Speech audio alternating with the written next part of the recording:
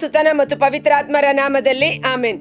ಅಗ್ನಿಸ್ತಂಭವಾಗಿ ಮೇಘಸ್ತಂಭವಾಗಿ ಇಳಿದು ಬಾ ಆತ್ಮರೇ, ಸೌಲನ ಪೌಲನಾಗಿ ಮಾಡಿದಾತ್ಮನೇ ನನ್ನನ್ನು ಮಾರ್ಪಡಿಸಬಾ, ಪೇತ್ರನ ಬಂಡೆಯಾಗಿ ಮಾಡಿದಾತ್ಮನೇ ನಮ್ಮನ್ನು ದೃಢಪಡಿಸಬಾ, ಬಂಧನ ಬಿಡಿಸಲು ಬಲವನ್ನು ನೀಡುವಾತ್ಮನೇ ನಮ್ಮನ್ನು ಅಭಿಷೇಕಿಸು, ನಮ್ಮಲ್ಲಿ ಕಾರ್ಯ ಮಾಡಬಾ, ಅಗ್ನಿಸ್ತಂಭವಾಗಿ ಮೇಘಸ್ತಂಭವಾಗಿ ಇಳಿದು ಬಾ ಆತ್ಮರೇ. ಪ್ರಭು ಕ್ರಿಸ್ತರಲ್ಲಿ ಆತ್ಮೀಯ ಸಹೋದರ ಸಹೋದರಿಯರೇ, ಪ್ರೇಷಿತರ ಕಾರ್ಯಕಲಾಪಗಳು 1ನೇ ಅಧ್ಯಾಯದಿಂದ ನಾವು ಪ್ರತಿದಿನ ಅದನ್ನ ಅಧ್ಯಯನ ಸ್ಟಡಿ ಮಾಡಿಕೊಂಡು ಬರ್ತಾ ಇದ್ದೇವೆ. ಕಾರಣ ಬರಲಿರುವ ಪಂಚಾಶತಮ ಹಬ್ಬದ ಒಂದು ಸಿದ್ಧತೆಗಾಗಿ ಪವಿತ್ರಾತ್ಮರು ಪ್ರೇಷಿತರಲ್ಲಿ ಮಾಡಿದ ಕಾರ್ಯಕಲಾಪಗಳು ಅದು ನೆವರ್ ಎಂಡಿಂಗ್ ಪ್ರಾಸೆಸ್. ಪವಿತ್ರಾತ್ಮರು ಇಂದಿಗೂ ನಮ್ಮ ಮಧ್ಯದಲ್ಲಿ ಜೀವಂತವಾಗಿ ವಾಸ ಮಾಡುವ ದೇವರಾಗಿದ್ದಾರೆ. ಸಾಮಾನ್ಯ ಬಲಹೀನರಾದ ನಮ್ಮಲ್ಲಿ ಅಸಾಧಾರಣ ಶಕ್ತಿಯಾದ ಸೂಪರ್ ನ್ಯಾಚುರಲ್ ಪವರ್, ದೈವಿಕ ಶಕ್ತಿ, ಸ್ವರ್ಗದ ಶಕ್ತಿ, ಪವಿತ್ರಾತ್ಮರು ನಮ್ಮೊಳಗಿದ್ದು ಮಾಡುವ ಮಹತ್ ಕಾರ್ಯಗಳ ಕುರಿತು ಸರಿಯಾದ ಅರಿವನ್ನು ಪಡೆದುಕೊಂಡಾಗ ಪ್ರೇಷಿತರಲ್ಲಿ ಕಾರ್ಯ ಮಾಡಿದ ಅದೇ ಪರಿಶುದ್ಧಾತ್ಮರು ನಮ್ಮಲ್ಲಿಯೂ ಸಹ ಕಾರ್ಯ ಮಾಡುವಂತೆ ಈ ದಿನದ ಜೀವಸ್ವರದ ಶುಶ್ರೂಷೆಗೆ ನಾವು ಮುಂದಾಗೋಣ. ಹಾಲೆಲೂಯ. ಪ್ರೇಷಿತರ ಕಾರ್ಯಕಲಾಪಗಳು 13ನೇ ಅಧ್ಯಾಯ ವಚನ 42ರಿಂದ ತಗೊಳ್ಳುವ. ಪೌಲ ಮತ್ತು ಬಾರ್ನಬ ಪ್ರಾರ್ಥನಾ ಮಂದಿರವನ್ನು ಬಿಟ್ಟು ಹೊರಟರು. ಮುಂದಿನ ಸಬ್ಬತ್ ದಿನ ಬಂದು ಈ ವಿಷಯಗಳ ಬಗ್ಗೆ ಹೆಚ್ಚು ತಿಳಿಸಿರಿ ಎಂದು ಕೇಳಿಕೊಂಡರು. ನೋಡಿ, ಆ ಪವಿತ್ರಾತ್ಮ ಭರಿತರಾಗಿ ದೇವರ ವಾಕ್ಯವನ್ನ ಸಾರುವಾಗ ಆ ಪವಿತ್ರಾತ್ಮರ ಆಕರ್ಷಣೆ ಅಲ್ಲಿ ಇರುತ್ತದೆ. ದೇವರ ವಾಕ್ಯವನ್ನು, ದೇವರ ಜ್ಞಾನವನ್ನು ಇನ್ನೂ ಹೆಚ್ಚಾಗಿ ಪಡೆದುಕೊಳ್ಳಬೇಕೆಂಬ ಒಂದು ದಾಹ, ಕುತೂಹಲ ಅವರಲ್ಲಿ ಉಂಟಾಯಿತು. ಅದಕ್ಕಾಗಿ ಪ್ರಭು ಯೇಸು ನುಡಿದರು, ದಾಹವುಳ್ಳವನು ನನ್ನ ಬಳಿಗೆ ಬರಲಿ, ನಾನು ಅವನಿಗೆ ಯಥೇಚ್ಛವಾದ ಜೀವಜಲವನ್ನು ಕೊಡುತ್ತೇನೆ.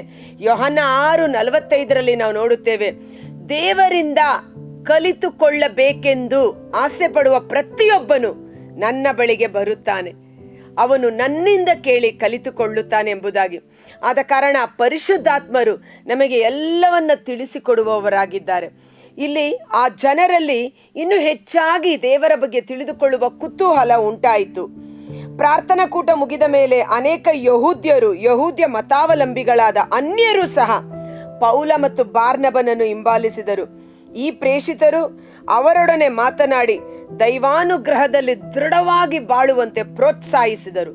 ದೇವರ ವಾಕ್ಯ ಪ್ರಬೋಧನೆಗೂ, ತಿದ್ದುಪಾಟಿಗೂ, ಖಂಡನೆಗೂ, ದಂಡನೆಗೂ, ನಮ್ಮನ್ನು ಮಾರ್ಪಡಿಸುವುದಕ್ಕೂ, ಶಿಕ್ಷಣಕ್ಕೂ, ನೀತಿಗೂ ಅದು ಉಪಯುಕ್ತವಾದದ್ದಾಗಿದೆ. ಆ ಪ್ರೇಷಿತರು ಅವರಿಗೆ ದೇವರ ವಾಕ್ಯವನ್ನು ಬೋಧನೆ ಮಾಡಿದ್ದು ಮಾತ್ರವಲ್ಲ, ದೇವರ ಕೃಪೆಯಲ್ಲಿ, ದೈವಾನುಗ್ರಹದಲ್ಲಿ ದೃಢಚಿತ್ತರಾಗಿ ಬಾಳಬೇಕು. ಎಷ್ಟೇ ಕಷ್ಟ ಸಂಕಟಗಳು, ವೇದನೆ, ಶೋಧನೆಗಳು, ಪ್ರಲೋಭನೆಗಳು ಬಂದರೂ ಸಹ ದೇವರ ಕೃಪೆಯಿಂದ ಅವೆಲ್ಲವನ್ನ ಮೆಟ್ಟಿ ನಿಂತು ನಾವು ಯೇಸುವಿಗೆ ನೈಜ ಸಾಕ್ಷಿಗಳಾಗಬೇಕೆಂದು ಅವರನ್ನು ಬಲಪಡಿಸಿದರು. ದೇವರ ವಾಕ್ಯ ನಮ್ಮನ್ನ ಬಲಪಡಿಸುತ್ತದೆ. ಆದ ಕಾರಣ ಹೆಚ್ಚು ಹೆಚ್ಚು ದೇವರ ವಾಕ್ಯವನ್ನು ನಾವು ಕೇಳಲು ಮುಂದಾಗಬೇಕು. ಓಕೆ, 44ನೇ ಅಧ್ಯಾಯ ನೋಡಿ, ವಾಕ್ಯ ಪ್ರಬೋಧನೆ ಆ ಜನರಲ್ಲಿ ಮಾಡಿದಂಥ ಬದಲಾವಣೆ. ಅದಕ್ಕಾಗಿ ಸಂತ ಪೌಲ ಹೇಳ್ತಾನೆ, ನನ್ನ ಮಾತು ಬರೀ ಬಾಯಿ ಮಾತಲ್ಲ, ನಾನು ಮಾಡುವ ಬೋಧನೆ ಬರೀ ಬಾಯಿ ಮಾತಿನದಲ್ಲ, ಅದು ಪವಿತ್ರಾತ್ಮ ಭರಿತರಾಗಿ ಶಕ್ತಿಯುತವಾಗಿ ಇಳಿದು ಬರುವಂಥದ್ದಾಗಿದೆ. ಇಂದು ಪ್ರತಿಯೊಬ್ಬ ದೇವಸೇವಕರು ದೇವರ ಸನ್ನಿಧಾನದಲ್ಲಿ ಕುಳಿತು ದೇವರು ಕೊಡುವ ಜೀವೋಕ್ತಿಗಳನ್ನು ತೆಗೆದುಕೊಂಡು ಪವಿತ್ರಾತ್ಮ ಭರಿತರಾಗಿ ಮಾತನಾಡುವಾಗ ಅದು ಪ್ರತಿಯೊಬ್ಬರ ಹೃನ್ಮನಗಳಲ್ಲಿ ಕಾರ್ಯ ಮಾಡುವಂಥದ್ದಾಗಿದೆ. ಅದರ ಪರಿಣಾಮ ಏನು? ಮುಂದಿನ ಸಬ್ಬತ್ ದಿನ ದೇವರ ವಾಕ್ಯವನ್ನು ಕೇಳಲು ನಗರಕ್ಕೆ ನಗರವೇ ಆಗಮಿಸಿತು. ಎಂಥ ಒಂದು ಆತ್ಮರ ಒಂದು ಕಾರ್ಯ ನೋಡಿ. ನಗರಕ್ಕೆ ನಗರವೇ ಸ್ವಲ್ಪ ಮಂದಿ ಕೇಳಿದರು. ಮೊದಲು ಆ ಸ್ವಲ್ಪ ಮಂದಿಯನ್ನು ಪ್ರೇಷಿತರು ಬಲಪಡಿಸಿದರು, ದೃಢಪಡಿಸಿದರು. ಅವರು ಪವಿತ್ರಾತ್ಮರಿಂದ ಆಕರ್ಷಿಸಲ್ಪಟ್ಟು ಅವರು ಹೋಗಿ ಇರುವ ಸ್ಥಳಗಳಲ್ಲೆಲ್ಲ ಹೇಳಿದ ಕಾರಣ ಮುಂದಿನ ಸಬ್ಬತ್ ದಿನ ನಗರಕ್ಕೆ ನಗರವೇ ವಾಕ್ಯ ಪ್ರಬೋಧನೆಯನ್ನು ಕೇಳಲು, ದೇವರ ಕುರಿತು, ಯೇಸುವಿನ ಕುರಿತು ಅರಿತುಕೊಳ್ಳಲು ಧಾವಿಸಿ ಬಂದಿತು. ಇಂದು ವಾಕ್ಯವನ್ನು ಬೋಧನೆ ಮಾಡುವವರು ವಾಕ್ಯವನ್ನ ಕೇಳುವ ಭಕ್ತ ಸಮೂಹ ಅಥವಾ ವಿಶ್ವಾಸಿಗಳ ಸಮೂಹ ಪವಿತ್ರಾತ್ಮರಿಂದ ತುಂಬಿಸಲ್ಪಟ್ಟಿದ್ದೆ ಆದರೆ ದೇವರ ವಾಕ್ಯ ಬೆಂಕಿಯ ಕಿಚ್ಚಿನಂತೆ ನಮ್ಮ ನಗರವಿಡೀ ಅದು ಹಬ್ಬಿ ಹರಡುತ್ತದೆ. ಏನು ದುಃಖಕರವಾದ ವಿಷಯ ಎಂದರೆ ಈ ಜೀವಸ್ವರವನ್ನ ಅನೇಕ ಮಂದಿ ನೋಡ್ತಾ ಇದ್ದಾರೆ, ಆದರೆ ನೋಡಿ ಲೈಕ್ ಕಮೆಂಟ್ ಮಾಡೋದು ಮಾತ್ರವಲ್ಲ, ಅದನ್ನ ಪರರಿಗೆ ಶೇರ್ ಮಾಡಲು ಅವರಿಗೆ ಕೃಪೆ ಬರುವುದಿಲ್ಲ, ಅವರಿಗೆ ಒಂದು ಮನಸ್ಸು ಬರುವುದಿಲ್ಲ. ನಿಮಗೆ ಗೊತ್ತಿಲ್ಲ, ದೇವರ ವಾಕ್ಯವನ್ನ ನಾವು ಶೇರ್ ಮಾಡುವಾಗ ನೀವೇ ಆ ಸುವಾರ್ತೆಯನ್ನು ಒಬ್ಬರಿಗೆ ಕಳುಹಿಸಿಕೊಡ್ತಾ ಇದ್ದೀರಾ. ಎಷ್ಟೋ ಜನ ಕತ್ತಲೆಯಲ್ಲಿ, ರೋಗದಲ್ಲಿ, ಚಿಂತೆ ಪೇಚಾಟಗಳಲ್ಲಿ, ಆತ್ಮಹತ್ಯೆ ಆಲೋಚನೆಗಳಲ್ಲಿ ಮುಳುಗಿರುವ ವ್ಯಕ್ತಿಗಳು ಆ ಜೀವಸ್ವರವನ್ನ ಕೇಳಿಸಿಕೊಳ್ಳುವಾಗ ಅವರಲ್ಲಿ ಒಂದು ದೃಢ ವಿಶ್ವಾಸ, ದೇವರ ಕೃಪೆ ಅವರಲ್ಲಿ ಇಳಿದು ಬರುತ್ತದೆ. ನೋಡಿ, ನಗರಕ್ಕೆ ನಗರವೇ ದೇವರ ವಾಕ್ಯವನ್ನ ಕೇಳಲು ಮುಂದಾದರು. ಇದಾದದ್ದಾದರೂ ಹೇಗೆ? ವಾಕ್ಯವನ್ನ ಕೇಳಿದ ಜನ ತಮ್ಮಲ್ಲಿ ಬಚ್ಚಿಟ್ಟುಕೊಳ್ಳದೆ ಅದನ್ನ ಪರರಿಗೆ ಸಾರಿದರು. Price the lord. ಸೊ ನಿಮ್ಮಲ್ಲಿ ಕೇಳಿಕೊಳ್ಳುವ ಒಂದು ವಿಷಯ, ಈ ಜೀವಸ್ವರವನ್ನ ಆಲಿಸುವ ನೀವು ನಿಮ್ಮ ಸ್ನೇಹಿತರಿಗೆ, ನಿಮ್ಮ ಕುಟುಂಬಸ್ಥರಿಗೆ ಇದನ್ನ ಶೇರ್ ಮಾಡಿ. ಯಾರಿಗೆ ಈ ವಾಕ್ಯ ಬಿಡುಗಡೆಯನ್ನು ಉಂಟು ಮಾಡುತ್ತದೋ, ಯಾರಿಗಾಗಿ ಈ ವಾಕ್ಯ ಈ ದಿನ ದೇವರು ಕಳುಹಿಸಿಕೊಡುತ್ತಿದ್ದಾರೋ ನಮಗೆ ಗೊತ್ತಿಲ್ಲ. ವಾಕ್ಯವನ್ನ ಕಳುಹಿಸಿ ಅವರನ್ನ ಬಿಡುಗಡೆ ಮಾಡಿದನು. ನನ್ನ ವಾಕ್ಯವನ್ನ ಕಳುಹಿಸಿ ಅವರನ್ನು ಗುಣಪಡಿಸಿದನು. ತನ್ನ ವಾಣಿಯಿಂದ ನಾಶನದ ಕೂಪದಿಂದ ಅವರನ್ನು ತಪ್ಪಿಸಿ ಜೀವಕ್ಕೆ ಮೇಲಕ್ಕೆಬ್ಬಿಸಿದನು ಎಂದು ಕೀರ್ತನೆ 107:20 ನೋಡುತ್ತೇವೆ. ಆದ ಕಾರಣ ಇತ್ತೀಚಿನ ದಿನಗಳಲ್ಲಿ ಮೀಡಿಯಾ ಮಿನಿಸ್ಟ್ರಿ ಅಥವಾ ಒಂದು ಮೀಡಿಯಾದಲ್ಲಿ ಸುವಾರ್ತೆಯನ್ನು ಸಾರಲು ಸುಲಭಕರವಾಗಿ ನಾವು ಅದನ್ನ ಕೇಳಿಸಿಕೊಳ್ಳಲು ಅವಕಾಶವಿರುವ ಕಾರಣ ಈ ಲಿಂಕನ್ನು ನೀವು ಶೇರ್ ಮಾಡಿ. ದೇವರ ಆಶೀರ್ವಾದ ನಿಮ್ಮಲ್ಲಿ, ನಿಮ್ಮ ಕುಟುಂಬದಲ್ಲಿ ಕಾರ್ಯ ಮಾಡಲಿ. ಇಲ್ಲಿ ಬೋಧನೆ ಮಾಡಿದ ಇಬ್ಬರು ವ್ಯಕ್ತಿಗಳು ಮಾತ್ರ, ಪೌಲ ಮತ್ತು ಬಾರ್ನಬ. ಆದರೆ ನಗರಕ್ಕೆ ನಗರವೇ ಆಗಮಿಸಿ ಬರಲು ಕಾರಣ ಯಾರು? ಆ ವಾಕ್ಯವನ್ನ ಕೇಳಿಕೊಂಡ ಜನರು. ಅವರಲ್ಲಿ ಬಂದಂತ ಬೆಂಕಿ, ಅವರಲ್ಲಿ ಬಂದಂತ ಅಗ್ನಿ, ಅದು ಪರರಿಗೆ ಹರಡಲ್ಪಟ್ಟಿದ್ದು. ಅದಾಗಬೇಕು ನಮ್ಮ ಕ್ರಿಯೆ ನಮ್ಮಲ್ಲಿಯೂ ಸಹ. ಜನರು ತಂಡೋಪತಂಡವಾಗಿ ಬರುತ್ತಿರುವುದನ್ನು ಕಂಡು ಯಹೂದ್ಯರು ಮತ್ಸರ ಭರಿತರಾದರು. ಅವರು ಪೌಲನ ಮಾತಿಗೂ ವಿರೋಧವಾಗಿ ವಾದಿಸಿ ದೂಷಣೆ ಮಾಡತೊಡಗಿದರು. ದೇವರ ವಾಕ್ಯ ಎಲ್ಲಿ ಸಮೃದ್ಧಿಯಾಗಿ ಬೆಳೆಯುತ್ತದೋ ಅಲ್ಲಿ ಶತ್ರುಗಳ ಕಾಟ ಸಹ ಹೆಚ್ಚಾಗಿ ಬರುತ್ತದೆ.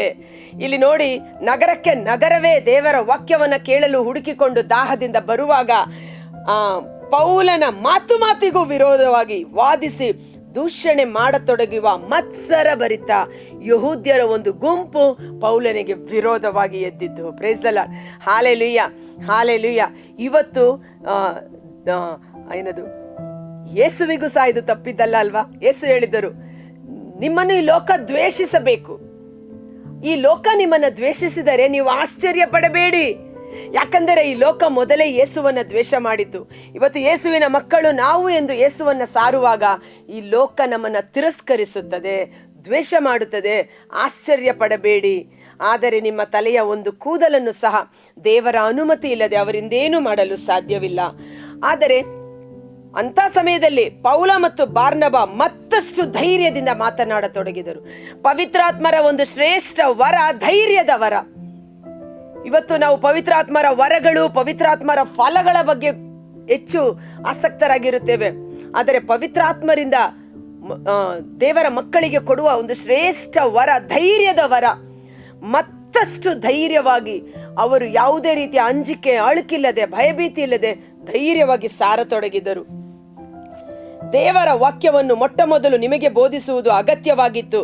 ಆದರೆ ನೀವು ಅದನ್ನು ನಿರಾಕರಿಸಿ ಅಮರ ಜೀವಕ್ಕೆ ಅಪಾತ್ರರೆಂದು ನಿಮ್ಮನ್ನು ನೀವೇ ತೀರ್ಮಾನಿಸಿಕೊಂಡಿರಿ. ಆದುದರಿಂದ ನಾವು ನಿಮ್ಮನ್ನು ಬಿಟ್ಟು ಅನ್ಯ ಧರ್ಮದವರ ಕಡೆಗೆ ಹೋಗುತ್ತೇವೆ. Price the lord. ಹಾಲೆಲೂಯಾ. ಪೌಲನಿಗೆ ಇದ್ದಂತ ಒಂದು ವಿಶೇಷವಾದ ಕೃಪೆ ಅಥವಾ ಪೌಲನ ಮೇಲಿದ್ದಂತ ಅಭಿಷೇಕದ ಶಕ್ತಿ ಮುಂದಿನ ವಚನದಲ್ಲಿ ನೋಡ್ತೇವೆ. ಅನ್ಯ ಧರ್ಮೀಯರಿಗೆ ಜ್ಯೋತಿಯನ್ನಾಗಿಯೂ ವಿಶ್ವಪೂರ್ತಿಗೆ ಜೀವೋದ್ಧಾರದ ಸಾಧನವಾಗಿ ನಾನು ನಿಮ್ಮನ್ನು ನೇಮಿಸಿದ್ದೇನೆ. ಅಲ್ಲಿ ಆಮೇನ್ ಎಂದು ಟೈಪ್ ಮಾಡೋಣ. ಅದು ಪೌಲನಿಗೆ ನುಡಿದ ವಾಕ್ಯ ಮಾತ್ರವಲ್ಲ, ನನ್ನ ಕುರಿತಾದ ನುಡಿದ ವಚನವೆಂದು ಆಮೇನ್ ಎಂದು ನಾವು ಟೈಪ್ ಮಾಡುವಾಗ ಆ ಅಭಿಷೇಕ ನಮ್ಮಲ್ಲಿ ಕಾರ್ಯ ಮಾಡಲಿ. ಅನ್ಯ ಧರ್ಮೀಯರಿಗೆ ನನ್ನನ್ನು ಜ್ಯೋತಿಯನ್ನಾಗಿ, ವಿಶ್ವಪೂರ್ತಿಗೆ ಜೀವೋದ್ಧಾರದ ಸಾಧನವಾಗಿ ದೇವರು ನನ್ನನ್ನು, ನನ್ನ ಕುಟುಂಬವನ್ನು ಅಭಿಷೇಕಿಸಿದ್ದಾರೆ. ಆಮೇನ್ ಎಂದು ಹೇಳುವಾಗ ಈ ಅಭಿಷೇಕ ನಮ್ಮಲ್ಲಿ ಕಾರ್ಯ ಮಾಡುತ್ತದೆ. ನಂಬುವವನಿಗೆ ಎಲ್ಲವೂ ಸಾಧ್ಯ.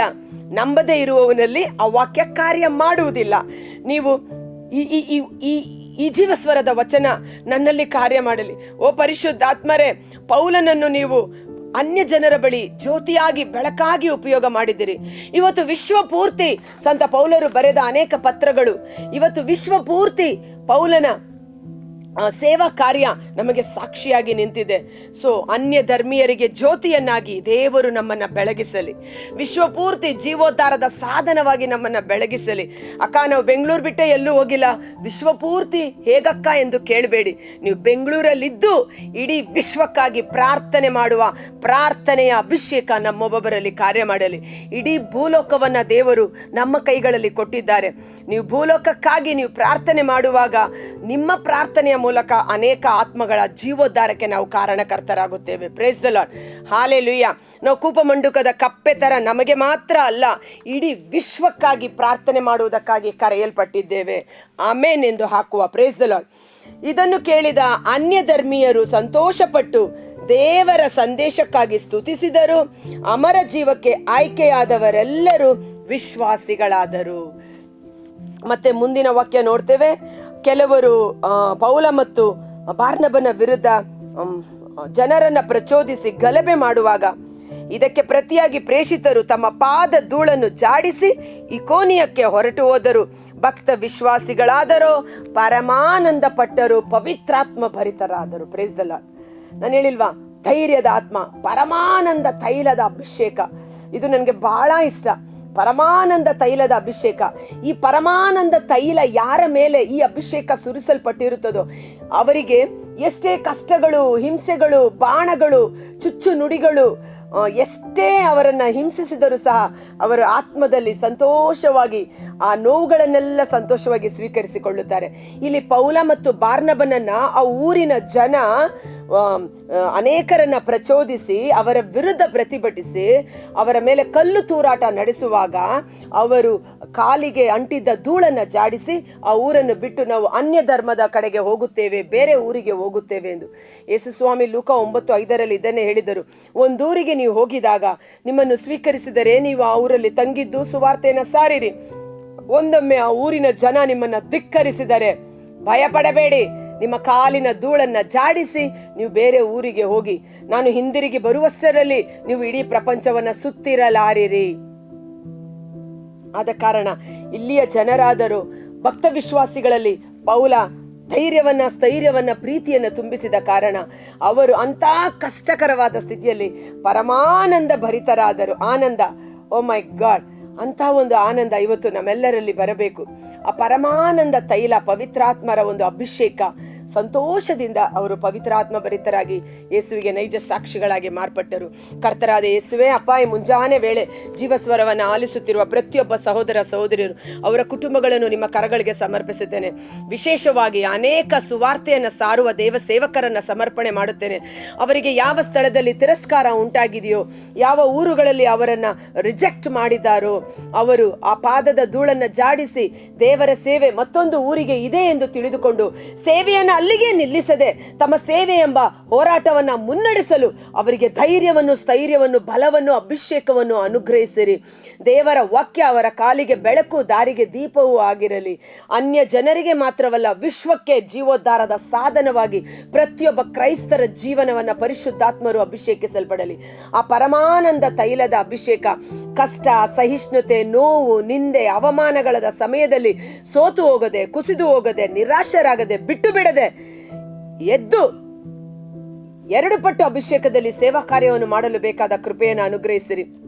ಅವರೆಲ್ಲರೂ ಪವಿತ್ರಾತ್ಮ ಭರಿತರಾದರು.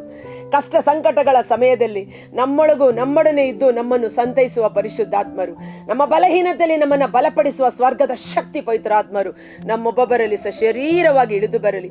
ಪೌಲ ಮತ್ತು ಬಾರ್ನಬ ಸುವಾರ್ತೆಯನ್ನು ಸಾರುವಾಗ ನಗರಕ್ಕೆ ನಗರವೇ ಧಾವಿಸಿ ಬಂದ ರೀತಿಯಲ್ಲಿ ಈ ಜೀವ ಸ್ವರ ಪ್ರತಿಯೊಂದು ಮನೆಗಳಲ್ಲಿ, ಪ್ರತಿಯೊಬ್ಬ ವ್ಯಕ್ತಿಗಳಲ್ಲಿ, ಪ್ರತಿಯೊಬ್ಬರ ಜೀವಿತದಲ್ಲಿ ಕಾರ್ಯ ಮಾಡಲಿ ಸ್ವಾಮಿ. ಅವರು ಪಡೆದುಕೊಂಡ ಈ ಆಶೀರ್ವಾದವನ್ನು ಬಚ್ಚಿಟ್ಟುಕೊಳ್ಳದೆ ಪರರಿಗೆ ಹಂಚಲು ಅವರಲ್ಲಿ ಪವಿತ್ರಾತ್ಮರ ಕೃಪೆ ಕಾರ್ಯ ಮಾಡಲಿ ಸ್ವಾಮಿ. ಬಚ್ಚಿಟ್ಟುಕೊಳ್ಳುವುದು ತುಕ್ಕು ಹಿಡಿಯುತ್ತದೆ, ಪರರಿಗೆ ಹಂಚಿಕೊಟ್ಟಾಗ ಅದು ಸಮೃದ್ಧಿಯಾಗುತ್ತದೆ. ಬಿತ್ತುವವನಿಗೆ ಬೀಜವನ್ನು, ಉಣ್ಣುವವನಿಗೆ ಆಹಾರವನ್ನು ಯಥೇಚ್ಛವಾಗಿ ಅನುಗ್ರಹಿಸುವ ದೇವರು. ಇದನ್ನು ಶೇರ್ ಮಾಡುವ ಪ್ರತಿಯೊಂದು ಕುಟುಂಬಗಳನ್ನು ಆಶೀರ್ವದಿಸಿ ಈ ಜೀವಸ್ವರ ಲೋಕದ ಕಟ್ಟ ಕಡೆವರೆಗೂ ಸುವಾರ್ತೆ ಸಾರಲ್ಪಡುವಂತೆ, ಪವಿತ್ರಾತ್ಮರ ಬಿರುಗಾಳಿದನ್ನು ಕೊಂಡೊಯ್ಯಲ್ಪಡುವಂತೆ ಯೇಸುವಿನ ಅದ್ಭುತಕರವಾದ ನಾಮದಲ್ಲಿ ಪ್ರಾರ್ಥಿಸಿ ಬೇಡಿ ಹೊಂದಿಕೊಳ್ಳುತ್ತೇವೆ. ಆಮೆನ್.